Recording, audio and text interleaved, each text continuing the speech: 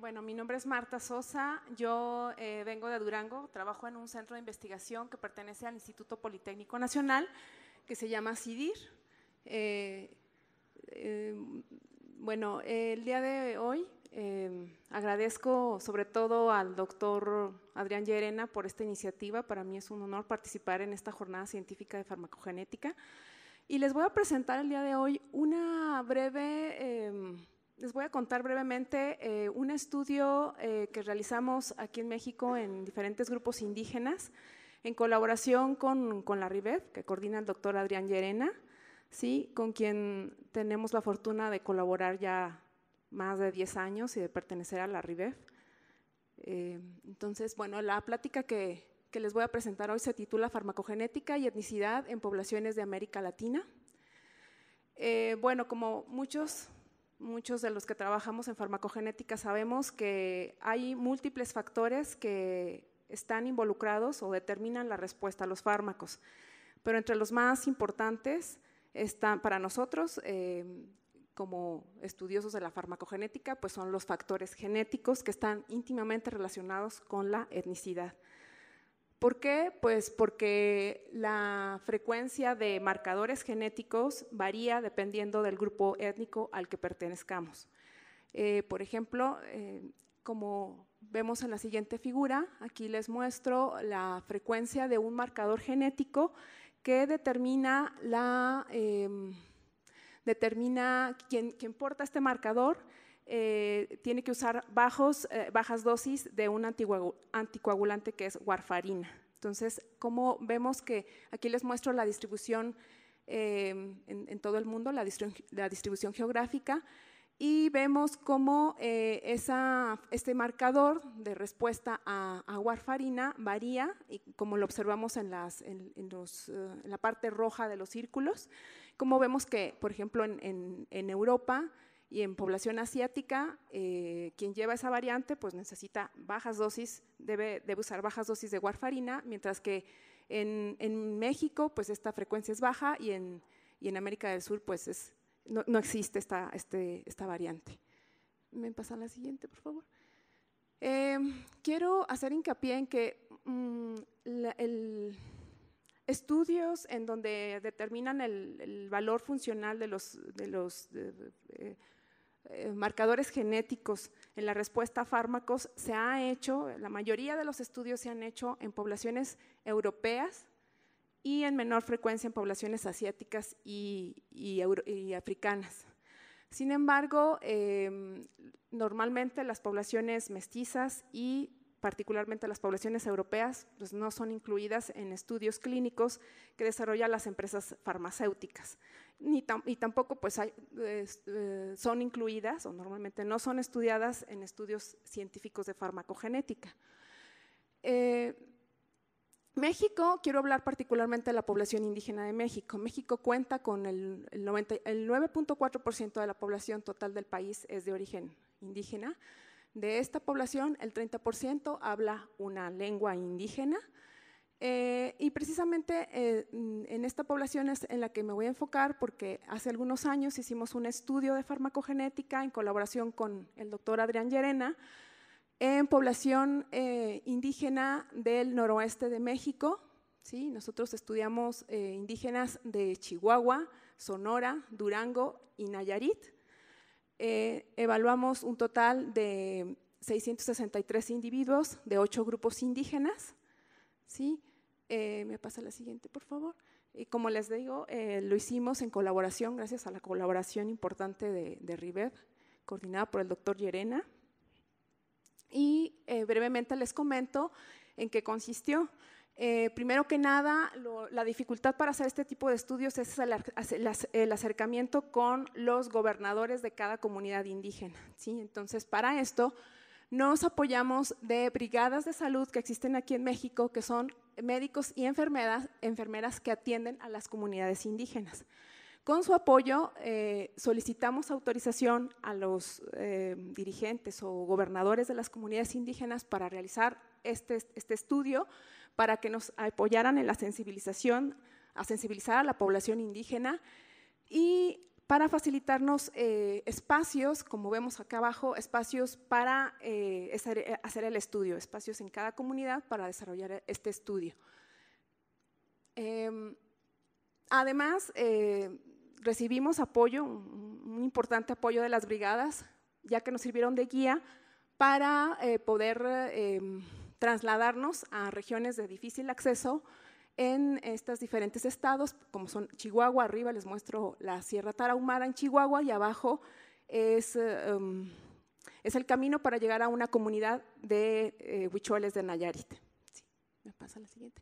Y bueno, rápidamente les comento que una vez que este proyecto fue aprobado por un comité de ética e investigación reconocido por la Secretaría de Salud, lo que hacíamos en cada comunidad era pesarlos y medirlos, hacer una historia clínica, una revisión por el médico, un cuestionario donde tomábamos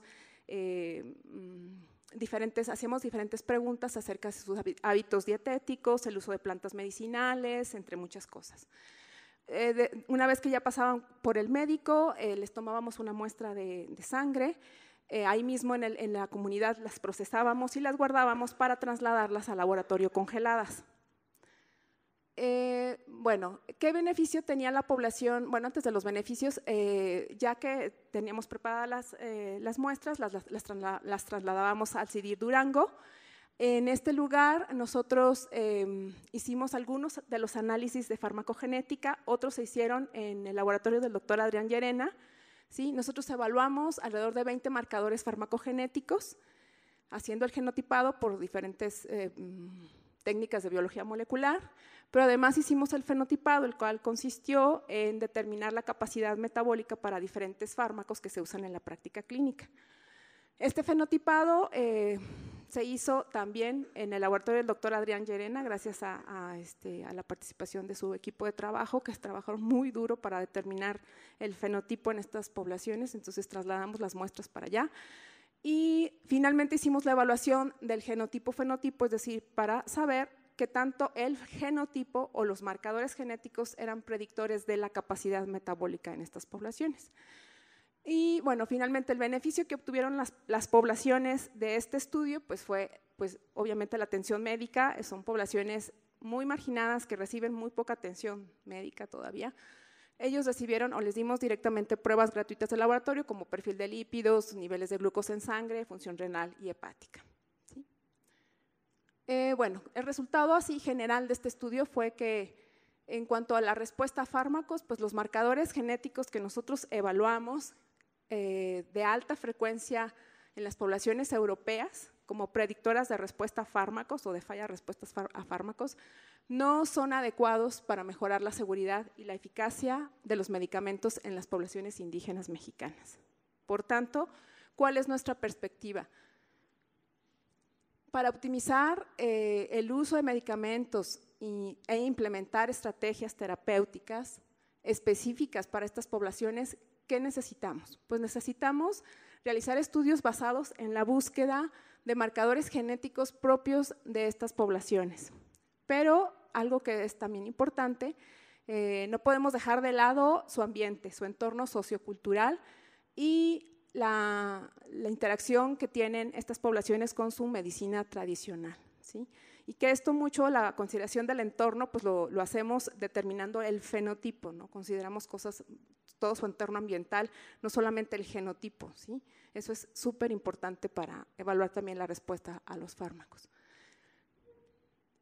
Bueno, aquí quiero hacer hincapié en otros estudios similares que se han hecho en América Latina, también como parte de la RIBEF.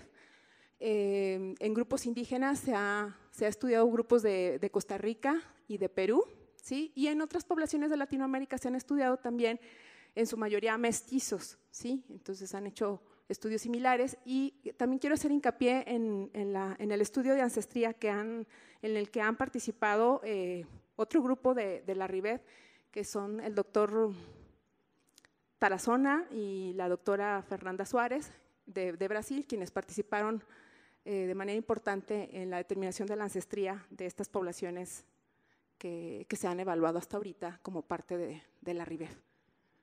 Y bueno, finalmente quiero agradecer a mi grupo de trabajo, que sin ellos no podría haber hecho este estudio, a la doctora Blanca Lazalde, al doctor Carlos Galaviz, a la presencia o a la participación de otros estudiantes como Andrea, que está aquí abajo, y obviamente pues al financiamiento que obtuvimos del CONACYT, del ACCID, ¿sí? Todo coordinado en el marco de la RIBEF. Y con esto yo termino. Muchas gracias.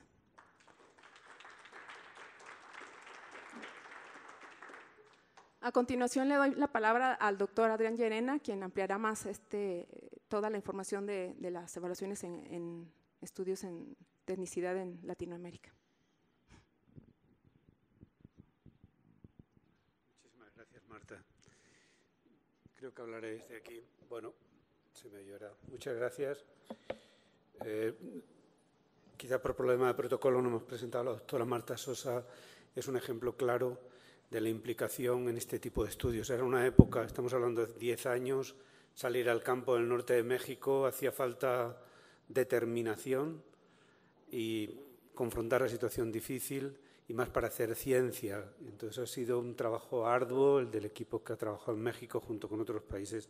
Así que públicamente, Marta, Carlos, que estáis aquí, nuestro reconocimiento como compañeros y como científicos. Me toca ahora resumir un poco todas las preguntas. ¿Me pasa la siguiente, por favor? Sí. La pregunta que tenemos que hacer es fácil y fíjense el paradigma. Utilizamos los medicamentos en la población del mundo entera de la misma forma y con la misma dosis. Esto parece que va contra el sentido común. Yo para que caiga este paradigma, ya suelo utilizar el ejemplo más simple que todo el mundo entiende, las transfusiones de sangre. Hace 100 años se ponían sangre de animales, después entre humanos, a veces fallecía alguien, hasta que ya nadie en ningún lugar del planeta se imagina poner una transfusión de sangre sin que esté tipada la persona. Y sin embargo, los medicamentos los seguimos utilizando en la población del mundo entera con la misma dosis para cualquiera, independientemente de este. ¿Tiene esto sentido? Este planteamiento, la farmacogenética surge en los años 70, 80, toda mi actividad profesional. De hecho, como médico dejo la práctica asistencial porque veo que hay gente en la que la medicación funciona, mucha gente que muere cuando uno intenta hacer el bien y en otra cosa que no funciona. Luego, la pregunta fundamental es ¿cómo podemos aumentar la eficacia de esa medicación tan costosa tantas veces y, sobre todo, evitar hacer daño? El primum non nocere. Ya que vamos a intervenir, por lo menos vamos a intentar evitar daño. Eso ha generado un cuerpo de conocimiento, me pasa a la siguiente, por favor, durante los últimos 30 años. Les explico, perdona, esto yo le llamo Teletubby, para los que tengan niños, es una manera sencillita. ¿Cómo ponemos un medicamento en el mercado? Pues fácil, tomamos un grupo de personas y se estudia cuál es la dosis que le viene bien. La dosis que le viene bien para la mayoría. Y aquí viene el concepto fundamental. La dosis exacta no existe. Existe la dosis que como promedio funciona mejor para la mayoría de la población. Pero siempre va a haber, como tienen ahí, eso si tomamos toda la población, y a la derecha tienen marcado las curvas de niveles plasmáticos, es decir, la concentración que llega a fármaco en sangre, vamos a tener un porcentaje de individuos en que la concentración dando la dosis normal está alta. Son esa gente que se toma un medicamento y dice, yo esto no puedo, lo tengo que dejar normalmente, y lo deja. Y tienen ahí marcado en rojo otro grupo de gente que es lo contrario, que dice, yo me tomo esto y a mí no me hace nada. Yo tengo que tomar más. Lo que suele ocurrir, me pasa a la siguiente, por favor, es que la gente deje la medicación. Sobre esta pregunta, fíjense, esto es un trabajo originario.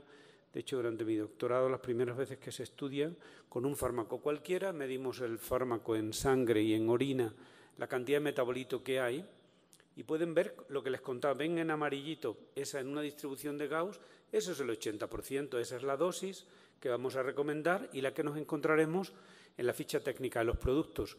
Pero y estos son datos reales. Cuando estudiamos por primera vez, en este caso, una de las enzimas que metaboliza el 25% de los fármacos que utilizamos en la práctica clínica, ven que a la derecha tenemos ese grupo de personas que cuando uno mira en la sangre o en la orina no ve nada de metabolito. El fármaco no ha salido cuando uno espera, se está quedando dentro. Es decir, perdonen el lenguaje coloquial, pero nos están yendo las redes. Por cierto, hay 125 personas conectadas en toda América, ahora mismo en 17 países, gracias a la gente que está al cargo de la comunicación.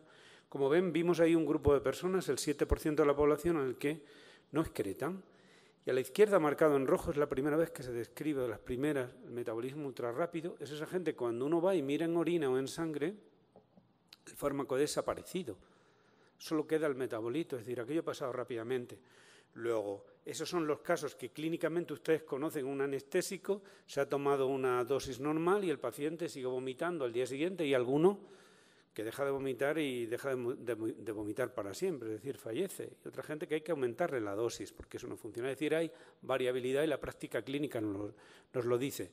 Luego, por tanto, ¿qué podemos hacer para disminuir la variabilidad en la respuesta a medicamentos? Me pasa a la siguiente, por favor. Esta es la gran pregunta y fíjense, lo han explicado muy bien, por cierto, el consejero de la Embajada de España, la doctora Marca Sosa. Hay genética y ambiente. El ambiente varía y es en la interacción genético-ambiental. La comida que se tome, no se puede hablar de genética sin ambiente cultural, no se puede hablar sin fenotipo, porque como ven desde la propia absorción, con qué se toman los medicamentos, qué estilo de vida tiene la persona, etcétera, va a determinar en una interacción genético-ambiental. Va a haber metabolismo hepático, llegada a receptores. Luego, esto que era un sueño en los años 80, llegaremos un día a conocer todas las proteínas que están implicadas de tal manera que si sepamos dónde falla, tengamos como un mapa de vuelo donde podamos quitar y ajustar las dosis. Aquello parecía imposible. La buena noticia es que ha llegado el siglo XXI y ahora les voy a contar, estamos implementando ya farmacogenética en la práctica clínica. Es prioridad en este momento, del Gobierno de España, y concretamente ahora les presentaré la primera implementación masiva para la población que se está haciendo en Extremadura. Es decir, ya tenemos tecnología, ya tenemos conocimiento, es decir, esto lo podemos llevar a la práctica y debemos llevarlo a la práctica de todas las poblaciones del planeta. ¿Me pasa a la siguiente, por favor? ¿Para qué tipo de patología? Por cierto, agradezco la presencia del presidente de la Asociación de Pacientes Oncológicos de México. No lo he podido saludar porque no nos conocíamos personalmente. Esto es de pacientes, es de lo que estamos hablando. Estamos hablando de personas con problemas. Ahí tienen algunos de los fármacos, como ven, para los que la FDA, la EMA o las agencias regulatorias, ahora les hablaré, recomiendan obligatoriamente la utilización de un biomarcador y, por ejemplo, en oncología. ¿Por qué oncología? Porque son fármacos que la reacción adversa, el daño que puede generar el fármaco es muy importante y, por tanto, puede comprometer la terapéutica. Ahí tienen algunos de los fármacos en el área oncológica, el cáncer de mama, por ejemplo, el cáncer colorectal. Hay que guiarlos ya personalizadamente o sí o sí. O sea, ya tenemos la información, lo único que tenemos que hacer es hacerlo de un modo que sea costo eficiente en cada lugar. Ahí es donde está el reto. ¿Me pasa a la siguiente, por favor? Miren. Cuando me preguntan, ¿hay que hacer medicina personalizada y la tenemos que poner en la práctica clínica? Suelo utilizar ya directamente este ejemplo. No es una cuestión científica, es una cuestión regulatoria. Es decir, las agencias reguladoras del medicamento, la FDA empezó, pero la EMA, la Agencia Europea del Medicamento, crea este comité. Yo fui elegido como EN desde el año 2010 y he vuelto a... Se ha reorganizado la Agencia Europea del Medicamento, ahora en su traslado a Ámsterdam por la salida del Reino Unido, y hay un comité, que es el Comité de Farmacogenómica, ¿qué hacemos? Cuando un fármaco se va a comercializar en el medicamento europeo, funcionamos como un comité asesor adjunto al CHMP, donde se nos envía la información y se ve si hay algún gen que hay que recomendar para aumentar la seguridad de ese medicamento en la práctica clínica. ¿Y saben cuántas veces hemos recomendado que se incluya un biomarcador en la ficha técnica del medicamento cuando sale al mercado europeo? Estamos en el 30% de los casos ya y aumentando cada día en especialidades como en oncología y en otras, es prácticamente el 70 al 80%, porque ya a la empresa farmacéutica se le puede pedir, oye, haz el favor, estudia un biomarcador, aquí ha habido una reacción adversa, estudia los genes implicados para que pongamos en la normativa que la gente que tenga este gen mutado no utilice porque el daño puede ser superior al beneficio. Es decir, hay un marco regulatorio y yo no creo que el tema deba entrar por el miedo, que obliga desde el punto de vista de la calidad de la práctica médica. Ya no estamos hablando de obligación profesional. Me paso a la siguiente, por favor. La Agencia Española del Medicamento. Les puedo decir que estamos revisando una base de datos que se va a publicar pronto. Tenemos mucho interés que se publique la de la Agencia Española porque va a ser la primera vez que se publique en el idioma que manejan la mayoría de los sanitarios en la población, en español, para que la pueda utilizar todo el mundo. Porque estamos tirando datos de la FDA, que es un mercado muy orientado a la privada, en fin, con sus características. Necesitamos datos de una agencia pública. La agencia española es una de las cosas que estamos haciendo, va a intentar publicar todas las recomendaciones. Entonces, tenemos un marco regulatorio que obliga a la utilización de farmacogenética. Y ahora viene la pregunta que estamos haciendo, etnicidad. Cuando estamos haciendo este tipo de estudios, en los años 80 o por ahí, se hacían cosas, realmente no sabíamos la frecuencia de los distintos polimorfismos en las distintas partes del planeta. Fíjense, este es de los primeros datos, concretamente de mi época trabajando en Suecia, distintos grupos, había gente estudiando en China, gente estudiando en distintos países de África, y aquí están representados de una manera sencilla el porcentaje de ultrarrápidos que les contaba antes. Esas personas que al tomar una medicación van tan rápida que si le das la dosis normal no les llega a hacer efecto. ¿Por qué sucede? Porque cuando un individuo ha crecido en una zona, la que sea, en este caso en el este de África, rodeado de numerosas plantas alcaloides, ha sobrevivido el que ha sido capaz de eliminarlas muy rápidamente, y ese es el que al final ha emigrado con esa característica genética, que cuando se aplica a un medicamento resulta que es ultra rápido, pero eso le ha permitido sobrevivir. Igual le pasa a los lentos con la eliminación de tóxicos. Pues fíjense, miren la media de metabolizadores ultrarrápidos en el Mediterráneo, esos datos que le ponían, en torno al 10% de la población no le funcionan el 25% de los medicamentos. Pero ven hacia la derecha, hacia China, apenas hay ultrarrápidos en la población asiática. En ese momento, como les comentaba, aparece un proyecto en California, bueno, yo aparezco ahí, concretamente en UCLA, y se nos plantea el estudio de la población mexicano-americana. Y vemos ahí un porcentaje, ahora les pondré los primeros datos, y donde nace esta pregunta. Fíjense que el antecedente de la población autóctona mexicana y latinoamericana es oriental, ¿saben? Migraciones del estrecho de Bering. Ven que hay pocos ultrarrápidos, luego esperamos pocos ultrarrápidos en la población mexicana. En cualquier caso, miren el Cuerno de África, aquí en el entorno del este de Asia, está un 30% de ultrarrápido. Luego, no en términos de un individuo, sino de salud pública. Si ustedes tuviesen que poner un tratamiento para la malaria, que por ejemplo utiliza, habrá que poner una dosificación de acuerdo a lo que ajusta a esa población. Porque como traslademos la dosificación que se está haciendo en el norte de Europa, donde hay un 1% de ultrarrápidos, probablemente en términos poblacionales estamos fuera de la media. ¿Qué ocurre? Que la mayoría, como bien ha comentado la doctora Sosa, la mayoría de los ensayos clínicos se hacen en población blanca, y se hacen en población blanca europea o alguna americana, y esos datos se toman como estándar de la población del mundo cuando en realidad no es. Luego, sobre esta pregunta, y ya conté antes la historia, no les voy a contar, se plantea esta pregunta, me pasa la siguiente, por favor, en México, en el día 8, el día 7 llegamos a Tlaquepaque, lo recuerdo perfectamente, y el día 8 el doctor Cantú, saben, ahora van a glosar su figura, convoca una reunión aquí, yo llego aquí y nos planteamos por primera vez, bueno, ¿qué se podría hacer? Se podría identificar cuáles, si queremos llegar la farmacogenética a las poblaciones autóctonas de América Latina, ¿qué habría que hacer? ¿Me pasa la siguiente, por favor? Y entonces se plantea, lo conté antes, la creación de una red. Ahí tienen 41 grupos que han estudiado coordinar 17. Coordinar 17 grupos de latinos y además universitarios y además científicos, yo les aseguro que tiene varias novelas. Es una cosa, somos capaces de improvisar cualquier cosa en cualquier momento, pero funcionamos con la emoción en la relación. Ha sido toda una aventura, la verdad.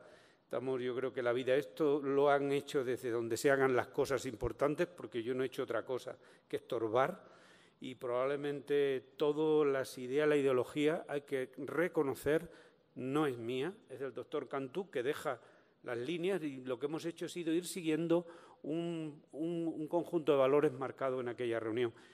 Nos hemos ido reuniendo, estudiando poblaciones con un recurso humano en formación. Aquí está Ingrid, que está hoy la doctora Ingrid, alumna de la doctora Marisol, que era una muchacha, una estudiante, ahora es madre de familia de 2, etcétera, etcétera. Es gente que ha ido creciendo, que han ido viajando países, y se ha creado una red, es gente que ya maneja las redes sociales y están continuamente en contacto entre ellos de una comunidad científica, que yo creo que es parte del producto más interesante de la red. ¿Me pasa la siguiente, por favor? ¿Qué nos planteamos? Pasa 4 o 5, porque está la contado el doctor Fabriñas, por favor, siguiente.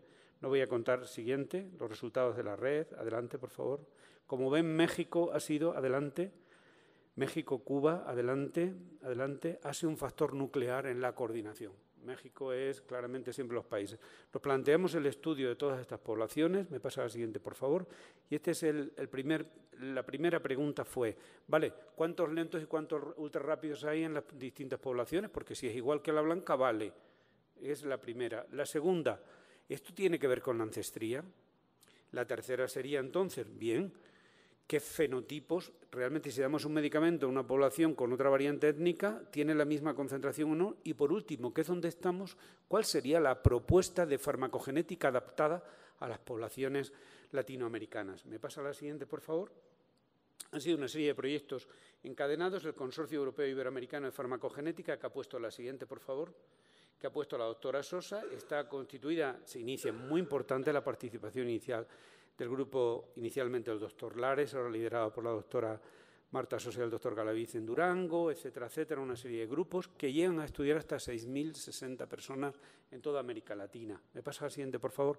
La participación de Cuba es muy destacable y se empiezan a estudiar poblaciones, en primer lugar, divididas por ancestría cultural.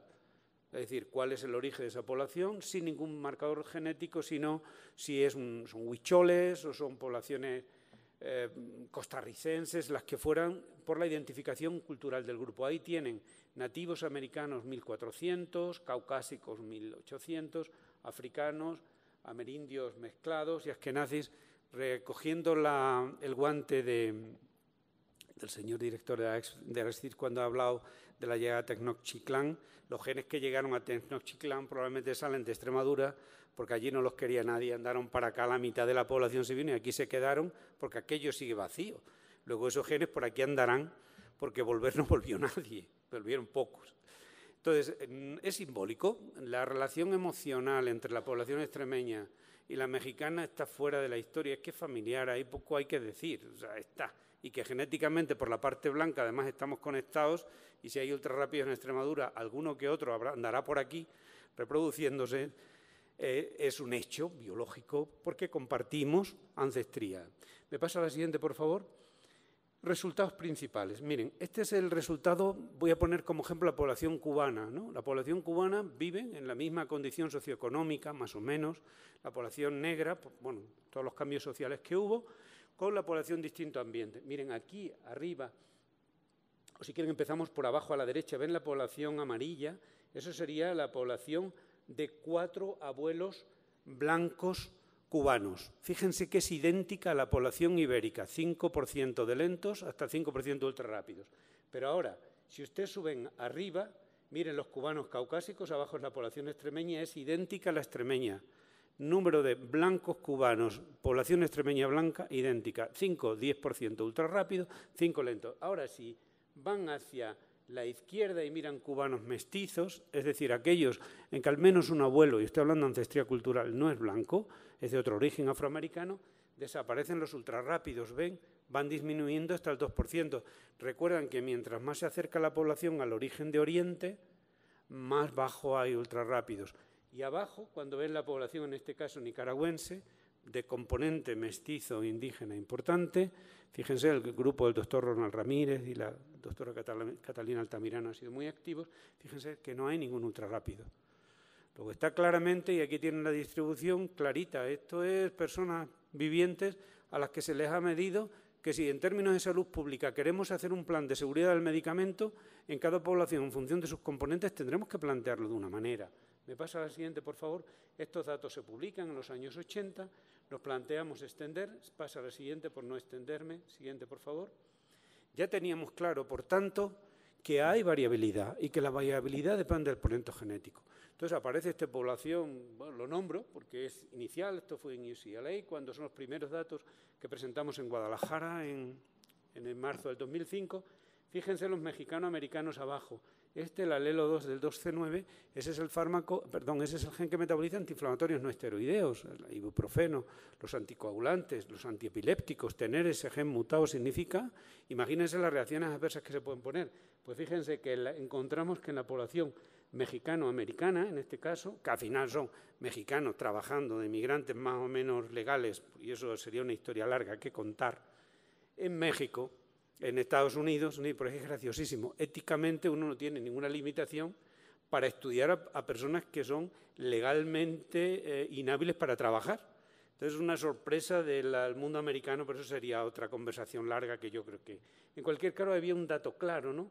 Esa variante que aparece y que da una respuesta distinta en anticoagulantes, como ha dicho antes la doctora Marta Sosa, fármacos muy importantes, se daban mexicano-americanos. La pregunta siguiente, ¿qué pasará en los mexicanos de México? ¿Y qué pasará en los mexicanos más amerindios? Y es lo que hablaba la doctora Sosa. Ella era casi una recién graduada de doctorado, donde se plantea, vamos a ver qué pasa con este resultado en México y qué pasa en las poblaciones más ancestrales de México. Pasa a la siguiente, por favor. Y estudia la población tepehuana, en comparación con la española, y mexicano mestizo, desde mexicano americano, que es un mexicano con un carro grande que cruza la frontera, ¿saben?, a mexicano del estado de Durango, que es otra cosa, y mexicano de la sierra.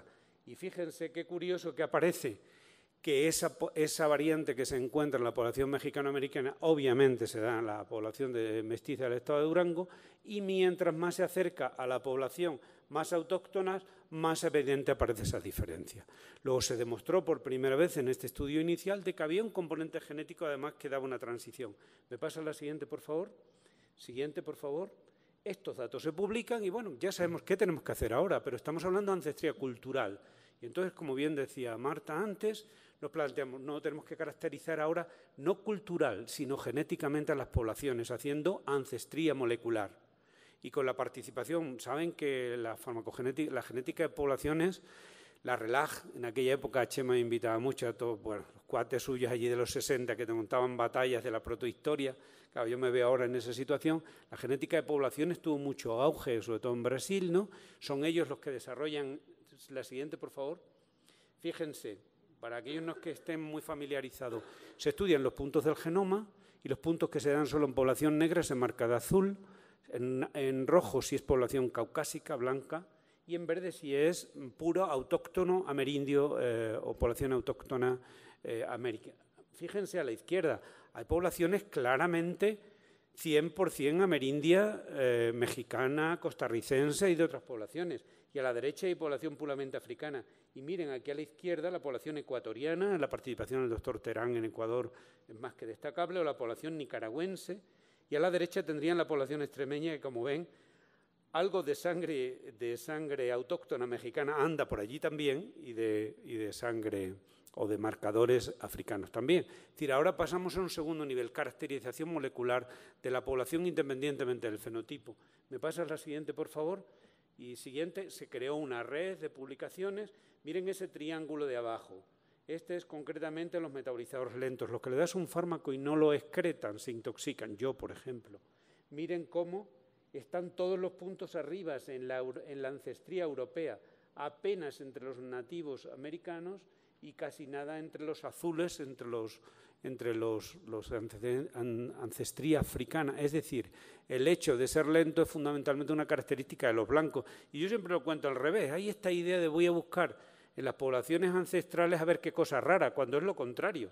Las cosas raras se dan en la población blanca, en este caso, todo lo contrario. Los metabolizadores lentos, en mi caso, se dan principalmente en las poblaciones caucásicas, no en la amerindia.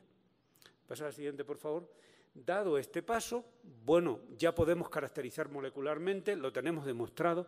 No ha sido fácil publicar esto en literatura científica, porque lo que estamos demostrando y está publicado en las mejores revistas es, nos tenemos que plantear que hay que, al menos en términos de salud pública, cambiar la utilización de medicamentos en el planeta. Y es un cambio de paradigma que en términos sociales, económicos, implica bastante. ¿Me pasa la siguiente, por favor? Nos planteamos entonces lo siguiente.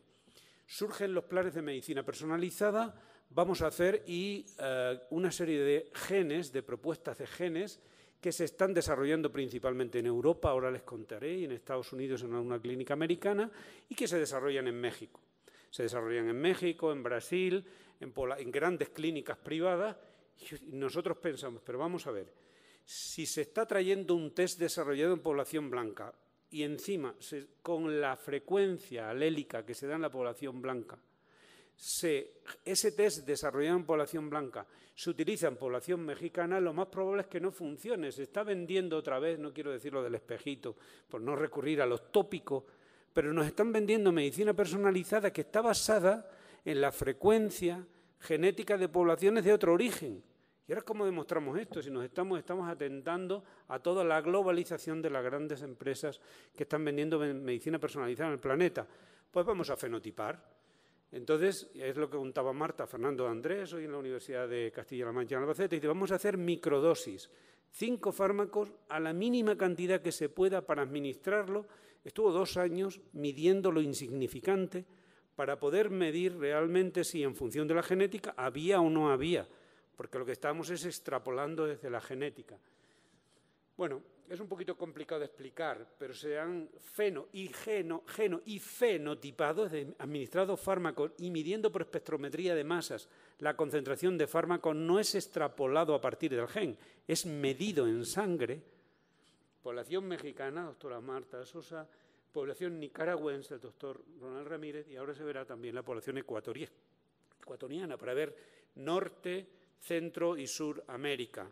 Y como pueden ver, está en rojo cuando el genotipo no predice el fenotipo.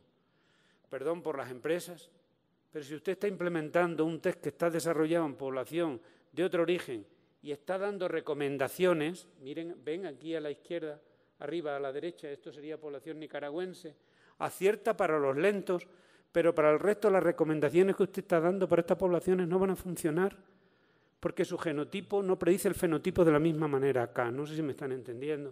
Estoy diciendo una cosa, espero que nadie se moleste, y si se molesta, ¿qué vamos a hacer? Es lo que tenemos que hacer, para eso nos pagan como científicos, decir la verdad, ¿no? O al menos lo que vemos. Pero es que miren aquí la población mexicana.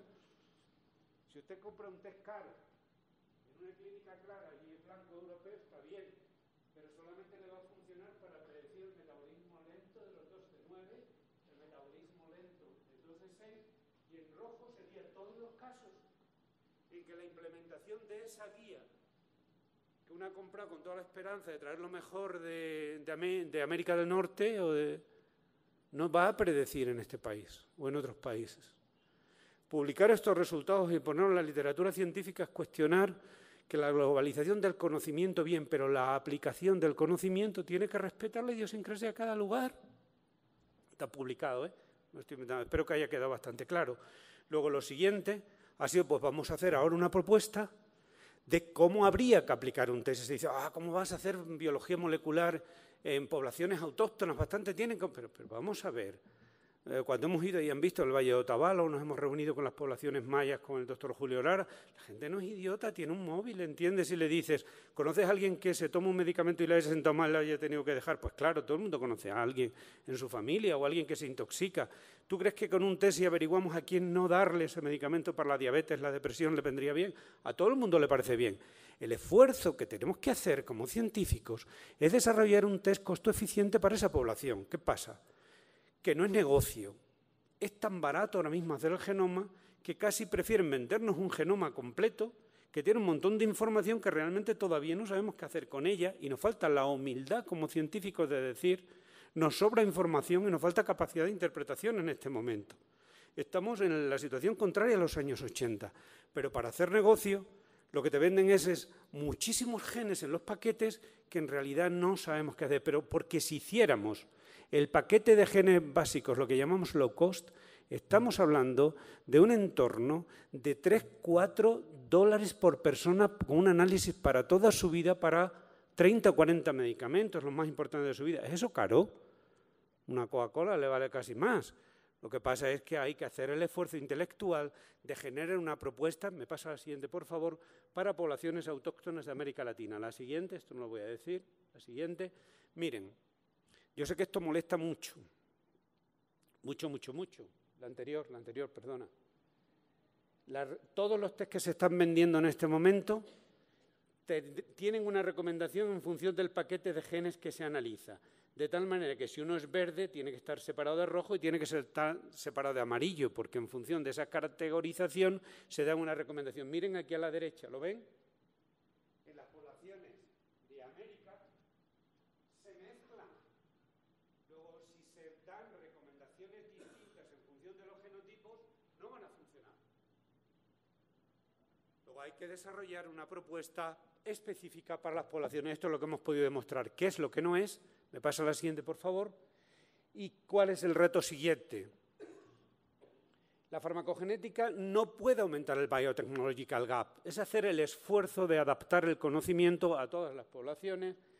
Hay que hacer ensayos clínicos independientes y yo creo que sería una manera de optimizar primero la utilización de medicamentos en poblaciones de bajos recursos. Si una población tiene bajos recursos y tiene solo un medicamento, optimizar lo único que tiene más valor que en aquel lugar donde si no hay un medicamento se compra otro. Y si no, se tira, como el señor que hablaba en Alemania o en España, pues se tira una caja y se compra otra.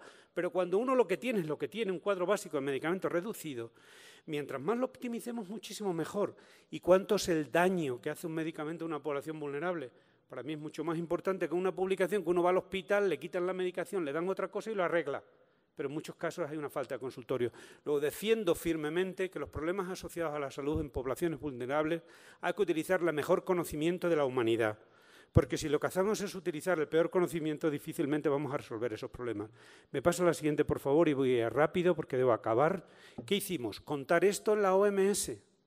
Contarlo lo he contado antes. La CIOMS se reunió en Mérida. Reunimos al Comité Internacional de Organizaciones Médicas que dicta la Declaración de Helsinki, que estaba haciendo la normativa para estudiar poblaciones vulnerables en el mundo, y por primera vez en Extremadura, en sede parlamentaria, se utilizó el náhuatl. Digo, para los anales de la historia, para que dentro de 500 años esté también el náhuatl en un parlamento. La primera vez que se ha utilizado ha sido en el Parlamento extremeño por el doctor Carlos Galaviz, que está ahí delante. Y estaba allí el vicepresidente del Parlamento. Y también se ha utilizado el maya, se ha utilizado el mezquito, y allí se habló y se le contó a la CIOMS, que lo incorporó en su informe. Me pasa a la siguiente, por favor. Y que aquí está el informe, siguiente, y que vamos a presentar pasado mañana en Mérida, por aquello de Mérida. Me pasa a la siguiente, por favor. La siguiente. Bien, la siguiente. Le voy a poner algún caso clínico por la población presente en la sala. ¿Y esto a qué me refiero? Suicidio. Venga, reacciones adversas, las más importantes. La humanidad va a acabar y el cambio climático es también, pero es que la gente joven del mundo no quiere seguir viviendo con nosotros. Y somos tan hipócritas que no nos ponemos delante de un problema. Si esto le estuviese ocurriendo a las ballenitas, le estuviese al pajarito, tendríamos miles de asociaciones, pero cuando los humanos jóvenes se matan, parece que… Me pasa la siguiente, por favor. Estos son los datos de la OMS. La siguiente, no voy a hablar de los lípidos ni de cáncer. Siguiente, por favor, no me da tiempo. Miren, estos son los datos de suicidio por país. Ahí tienen el pico, 20 años. Y miren, los países en bajo y medio nivel de desarrollo es donde se produce mayor incidencia de suicidio, que son estos. Estos son los países con más nivel económico. Y miren dónde está la frecuencia de edad, 20 años. ¿Me quieren explicar cómo se puede suicidar entre 5 y 10 años? Un homínido. O sea, no plantearse qué está ocurriendo. La doctora Patti Ostrowski, por cierto, la tengo que disculpar, se me ha olvidado, y está tomando el director de biomédicas en la UNAM, está tomando posesión, ella iba a venir. Ella tiene la idea de que son tóxicos ambientales, trabajan toxicogenómica, es su idea. Pero, en fin, sería un debate interesantísimo cómo niños en edad de crecimiento. Y miren los datos de la OMS. La primera causa no natural de muerte en el mundo, en el momento, claro que en el mundo es el suicidio.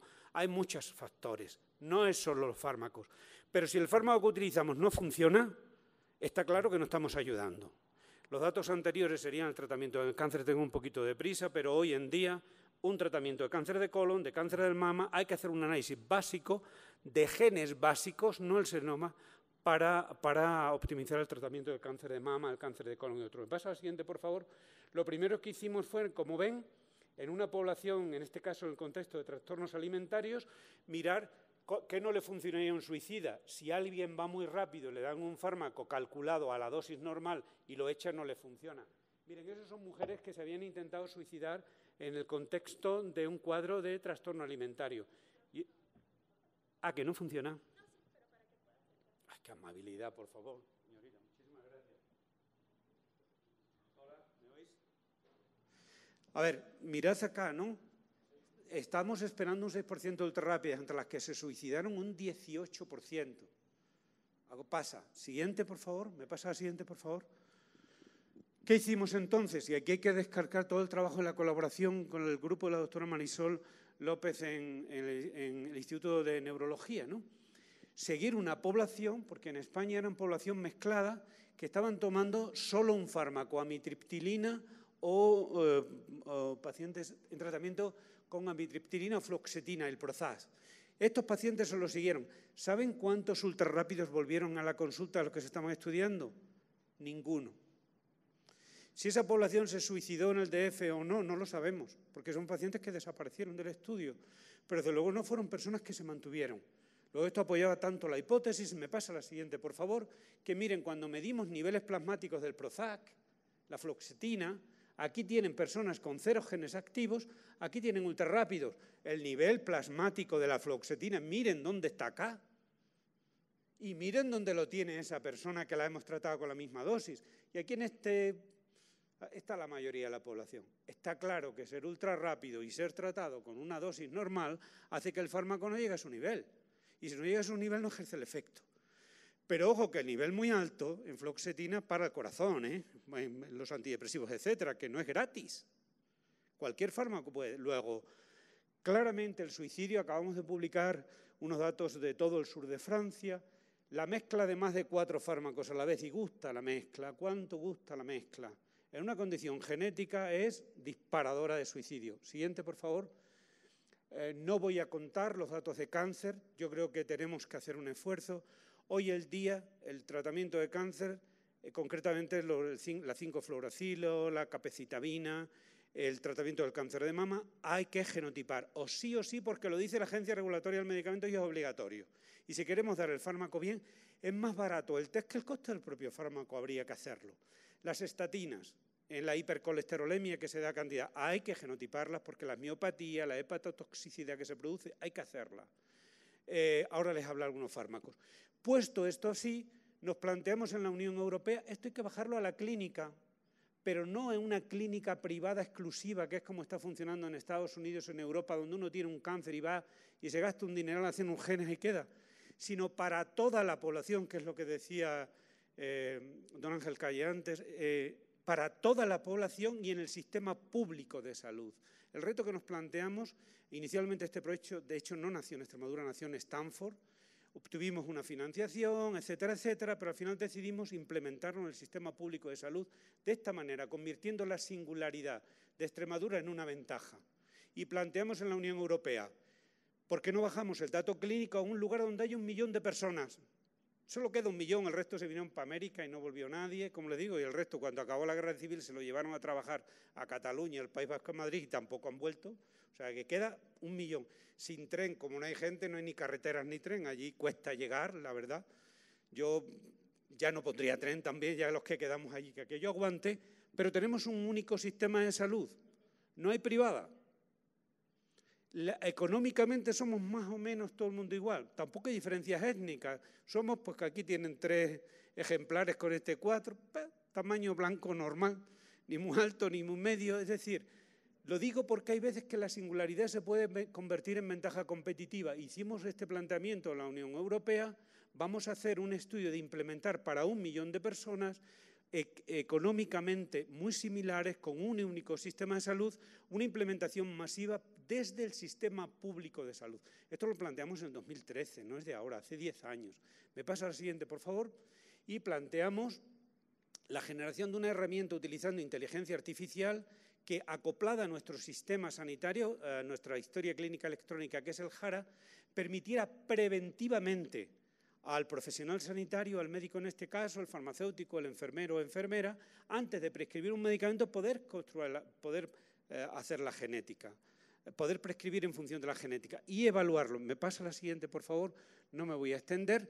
Desde un planteamiento, si somos solidarios, también lo tenemos que ser dentro. No podemos hacer estos proyectos exclusivamente en el hospital universitario, pegadito a la Facultad de Medicina, para ciertas especialidades que tienen cierto, entre comillas, glamour. Como ven, planteamos un estudio para toda la población extremeña en cualquier rincón. Y les puedo decir, por ejemplo, aquí, y digo ahorra porque yo nací aquí en la Siberia, aquí está la Virgen de Guadalupe. Por cierto, luego polemizamos entre la Virgen de Guadalupe, la de una y otra, y Belvis de Monroy, que por cierto son un grupo de franciscanos enfadados que se van de Guadalupe y son los 12 apóstoles que vienen para acá, de eso también podríamos hablar, pero fíjense que esto se llama la Siberia Y miren que hay una consulta de farmacogenética en oncología en la Siberia extremeña y está montada, lo planteamos para toda la comunidad con 160 profesionales que se dedican a hacer un estudio farmacogenético. Me pasa la siguiente, por favor. Hay en total 170 investigadores en 60 centros en todas las áreas de salud y prácticamente en todas las especialidades para ver si implementamos la farmacogenética, ¿qué tendríamos que implementar? Para esos resultados no es un proyecto para Extremadura, es un proyecto para que la información que produzcamos se utilice a nivel europeo, la sostenibilidad de los sistemas europeos, y lo he dicho siempre en público, pensando en nuestros hermanos de América Latina. Y allí suena raro, pero siempre hemos tenido en la cabeza que estos resultados, y siempre lo he dicho en público, aquí hay una autoridad del Gobierno de Extremadura, están para ser compartidos. Principalmente es para lo que la población y estos compañeros trabajan. ¿Me pasa la siguiente, por favor? Esta es la primera vez que la farmacogenética se lleva masivamente a un sistema público. Hay 4.000 personas vivas estudiadas, sobre mí no les hablo de poco, acabamos precisamente este mes, y ahora cuando ahora uno pregunta ¿cuánta gente que ha venido al hospital ha venido a ser tratada de una reacción adversa que ha producido un medicamento que ha sido dado con la mejor intención de curar? El 28% de los casos. Si quieren, hago un silencio. 1 de cada 3 pacientes que está allí, cuando uno pregunta, lo estudia, lo analiza, no, bueno, sí, la gente vomita, pasa. No. Uno pregunta, la tercera parte de los pacientes están, no quiero hablar de costes acá, pero también podríamos hablar de sostenibilidad de los sistemas, están allá porque tienen una reacción adversa del 16% severas, es decir, se ha comprometido la vida de esa persona por el tratamiento, requiriendo hospitalización. ¿Saben cuánto vale un día dentro de un hospital? Muchísimo, es un coste enorme. ¿Y sabéis cuál ha sido la única solución que se le ha dado a esta persona? El 80% quitar el medicamento porque el médico no tenía ninguna otra herramienta. Ahora con un análisis genético puede no retirar, bajar la dosis o ajustarla y dejar a la persona en su tratamiento que funciona. ¿Me pasas la siguiente, por favor? ¿Cuántas personas tenían un genotipo que haría que hubiese que cambiar la recomendación? El 40% de la población. Pasa la siguiente, por favor. Siguiente.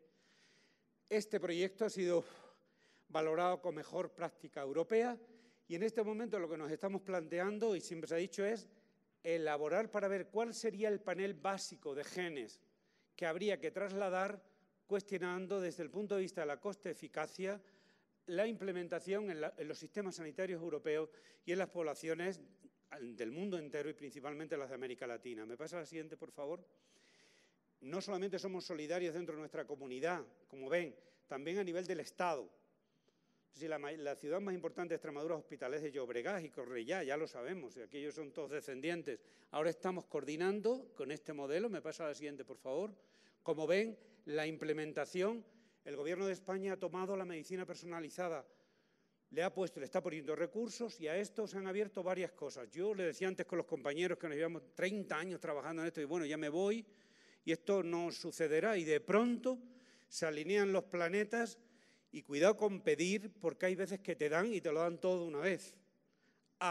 El Gobierno ha decidido abrir la cartera básica de servicios del Sistema Nacional de Salud. ¿Eso qué significa? Que cualquier ciudadano que viva en España, resida en España, porque nosotros tenemos un sistema sanitario público y universal, tienen derecho a solicitar un grupo de biomarcadores ante una prescripción. Estamos acabándola, no está terminada, pero ya está. 2. El Gobierno ha puesto en marcha la estrategia IMPACT. Yo no pertenezco al Gobierno, por cierto, Ángel sí, pero yo no, pero soy ciudadano. No lo digo porque no estoy vendiendo políticas, estoy contando hechos. Que es crear 4 centros de genotipación masiva para todo el país. Igual que aquí tenéis Inmegen, se ha creado en Barcelona, en Madrid, en Galicia, en Santiago y en Galicia solidariamente. Y 4, extender con estrategias de genotipación la estrategia que originariamente habéis visto que estaba desarrollada aquí en Extremadura, se está extendiendo a Castilla y León, Salamanca, Galicia, Andalucía, Cádiz. Estamos extendiendo un estudio económico principalmente con la Universidad de Castilla-La Mancha, en Ciudad Real, Madrid, Valencia y Cataluña. Estamos ahora extendiendo la utilización masiva, no por especialidades, sino para todos los pacientes con esta estrategia en marcha. Me pasa a la siguiente, por favor. Y con esto termino. Y por último, la última noticia es que la presidencia española de la Unión Europea, que empieza ahora en junio, se ha decidido que la medicina personalizada, la implementación de la farmacogenética y la medicina personalizada sea uno de los temas estrella y se va a montar una conferencia europea de qué se está haciendo en Europa en implementación de medicina personalizada y se va a poner en valor lo que se está haciendo en España. Desde aquí lanzo un reto al presidente de la Agencia Extremeña de Cooperación de que en esa conferencia, yo soy parte de los organizadores y ya lo he sugerido, se introduzca en un satélite simposium la utilización de los resultados de Europa para las poblaciones, para el resto de las poblaciones del planeta y principalmente para la población latinoamericana. Es una iniciativa que está en marcha. Yo creo que podría ser, ya he hablado con los compañeros de la RELAG, de la Red Latinoamericana de Genética Humana, de la Sociedad Mexicana de Genética Humana, de que aprovechando esa conferencia europea, porque se están produciendo un cambio, podamos no tener que repetir las cosas en cada lugar, sino poder acceder a la información para que cuando hagamos una propuesta los datos puedan seguir para todas las poblaciones. De tal manera, yo espero en el futuro, si me voy con Chema a otro plano, pues ya me recibiréis en forma de pesadillas. Si sigo por acá, yo creo en el futuro, ojalá y veamos un futuro en el que los medicamentos que cuesta desarrollarlos, al menos hagan el menos daño posible y que hagan el menos daño posible precisamente en la gente que tiene menos capacidad para adquirirlo. Ese es el sueño y en la medida que podamos y humildemente intentaremos contribuir a que ello suceda. Muchísimas gracias. Y paso la palabra a la doctora Sosa. Los comentarios a la ponencia, Marta, tenemos que pedir disculpas al doctor Augusto Rojas y a la doctora Rocío Ortiz del Tecnológico de Monterrey, que está en la REI. Ellos concretamente han estudiado las poblaciones de Chiapas y también la doctora Marisol. Tienen hoy sorpresivamente, no lo esperaban, una evaluación en Monterrey, no han podido llegar y van a intervenir aquí presente en la sala con comentarios, Marta. El doctor Juan Molina, como bien saben, del Departamento de Farmacología de la UNAM, si quiere hacer algún comentario. El director de Farmacología de la UNAM acaba de salir. Y desde Brasil ahí tenemos un comentario del doctor Tarazona, responsable de la ancestría, de los estudios de ancestría molecular. Eduardo. Ahora estamos. Sí, Adrián, ¿qué tal? Qué bien, oye, se te oye como acá. Gracias. Qué bien. Muchísimas gracias. Estoy aquí con Fernanda Suárez. Pues un comentario cortito si queréis hacer, porque vamos mal. Eduardo Tarazona es profesor de genética humana en la Universidad Federal de Belo Horizonte, en Brasil. Y la doctora Nanda Suárez, compañera también, fue estudiante de doctorado en la red y hoy es profesora de la Universidad de Triángulo Mineiro, también en Belo Horizonte, y tiene sus propios estudiantes. O sea, ya tenemos nietos científicos y casi tataranietos. Gracias, Nanda y Eduardo. Adelante, cuando quieran. Bueno, muchas gracias, Adrián, y felicitaciones por esta idea de lanzar el premio José María Cantú, Chema Cantú. En realidad yo me estaba acordando que nosotros entramos a la red y nos conocimos hace ya algunos años en un evento en el que uno de los organizadores era Chema Cantú, junto con otro grupo de los cursos que la RELAG organiza en Río Grande do Sul cada año, y en el que estaba presente Chema Cantú y otros genetistas humanos en los cursos de la RELAG. Y justamente en uno de esos cursos nos encontramos por la primera vez con Adrián y nos fuimos integrando. Yo creo que hace más de 10 años, sí, debe ser hace unos 15 años, y nos fuimos integrando a la Red Iberoamericana de Farmacogenética. A partir de allí, nuestra interacción se ha dado mucho por el lado de los estudios de ancestría. Mi participación es un poco como profesor aquí en Brasil, pero también yo soy peruano, entonces, y soy investigador de la Universidad Cayetano Heredia, entonces también como representante de Perú.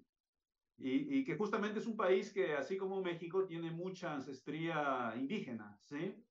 Hace una semana, y esas poblaciones indígenas, la misma cosa debe ser en México. El componente indígena de nuestra población no solo está en las poblaciones aisladas, no solo está en las poblaciones rurales. Justamente la semana pasada hacíamos un trabajo de ancestría para un laboratorio de Lima. Quien conoce Lima debe haber estado hospedado en algunos barrios, en teoría, más blancos, más europeos, como San Isidro, como Miraflores, y estábamos analizando la ancestría del personal que trabaja en uno de estos laboratorios de la ciudad de Lima, de un laboratorio de investigación y de diagnóstico, y la ancestría media era mayor a 80%, 81%, ¿sí? Entonces, en países como México, en países como Perú, también Bolivia, Ecuador, Guatemala, en menor medida de repente Paraguay, somos predominantemente indígenas, ¿sí? Somos predominantemente, yo personalmente tengo casi 50%, dependiendo de cómo lo estimamos. A veces pasa un poquito de 50, a veces un poquito menos. Entonces, diferentemente de Brasil, por ejemplo, donde el componente africano, en algunas regiones en particular, es muy importante. Pero, por ejemplo, nosotros hemos si ustedes piensan en el sur de Brasil, en Río Grande do Sul, donde la gente es predominantemente europea, nosotros hemos descubierto allí una variante genética de origen africano que influencia la obesidad. Entonces, por esas cosas es tan importante estudiar la farmacogenética y las variaciones genéticas en nuestras poblaciones mestizas, porque son una fuente de informaciones sobre las variaciones importantes en medicina que tienen origen indígena y que tienen origen también africano, que son las menos conocidas. No sé si, muchas gracias entonces y felicitaciones otra vez por la reunión, por la declaración de Mérida en distintas lenguas indígenas y también por instaurar este premio para honrar la memoria de Chema Cantú. Yo creo que después de ese premio, como tú decías, Adrián, ya vas a poder estar más tranquilo. No sé si Nanda quiere decir algo. Yo creo que has dicho todo. Muchas gracias, Adrián, por ponerme. Buenas tardes a todos. Y bueno, yo quería añadir una cosita. Yo creo que una cosa que es importante es la ancestría genómica, también para esas poblaciones, que ni siempre la etnia autodeclarada del individuo corresponde a la ancestría genómica, y nosotros hemos visto que hay una correlación de algunas variantes, como el alelo 17 del CYP12-19 está correlacionado negativamente con la ancestría amerindia, y eso creo que tenemos que hacer más estudios de ese tipo para que tengamos más evidencias con la ancestría genómica y las variantes de interés farmacogenético. Un buen evento a todos, muchas gracias y buenas tardes. Gracias, Eduardo y Fernanda, les mando un abrazo fuerte. ¿Qué tal, Marta? ¿Cómo estás? Hola, ¿qué tal, Eduardo? ¿Qué tal, Nanda? Un abrazo, muchísimas gracias por estar con nosotros en esta jornada científica. Cuídense mucho. Hasta luego, muchas gracias. Gracias a todos los presentes y gracias a ti, Marta. Doctor Molina, gracias. Doctor Molina, ¿quiere participar? Adelante. Le paso el micrófono al doctor Molina. Adelante. Gracias, doctora Sosa. Gracias, doctora Adrián Llerena. Como se ha mencionado ahora en España, es muy importante el trabajar con las implicaciones clínicas de la farmacogenética. Hemos venido colaborando desde hace 10 años con el doctor Llerena en este aspecto y hemos publicado 3 trabajos. En México tenemos un gran problema con los pacientes diabéticos porque no están controlados el 80%. Estamos hablando de 12 millones de personas, de las cuales 9,5 millones no están en control con los criterios de la Organización Mundial de la Salud, solamente lo están el 20%. Entonces, hemos venido estudiando cómo influyen los genes que modifican la respuesta a los medicamentos hipoglucemiantes orales.